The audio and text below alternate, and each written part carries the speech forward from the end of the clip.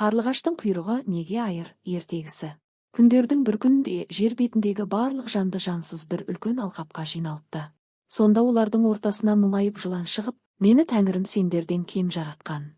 Аяқ қолым жоқ, жер бауырлап жүрмін. Тілім де айыр, маған ешкім көмектеспейді деп көзінен қанды жасын төгіп, зар еңірейді. Оның сөзін естіген барша тіршілік иелері жанашырлық танытып, жыланды өздеріне патша етіп сайлайды. Уақыт өте келе, патша жылан бүкіл әлемге толық билік етсем деп ойлайды да, Шіркей мен Масаны шақырып, жер жүзін кезіп, ең тәтті дәмді тауып келіңдер, деп бұйырады. Маса адамды шағып, қанын жыланға алып келе жатады. Жолда ол Қарлығашқа кезеді. Қарлығаш жұмсақ дауыспен сұрайды: Маса досым, патшаға арналған ең тәтті тамақты таптың ба? Маса оны менсінбей: әрине таптым. Дүниедегі ең тәтті адам қаны, деп айтады.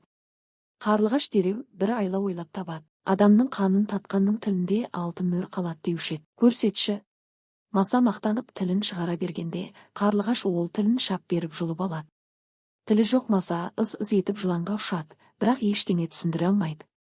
Сонда Қарлығаш: бұл бүкіл дүниені аралап, ең тәтті дәм топырақтың өзі дейді деп мүлде басқа әңгіме айтады. Бұл сөзге ашуланған жылан Қарлығашқа тап береді. Қарлығаш ұша жөнелгенде, жылан оның тек құйрығын ғана тістеп үлгереді. Содан бері Масаның тілі жоқ, жылан топырақ жалап күнелтеді, ал Қарлығаш адамнан қорған тауып, үйдің төбесіне ұя салады. Қарлығаштың құйрығы сол күннен бастап екі айыр болып қалған екен.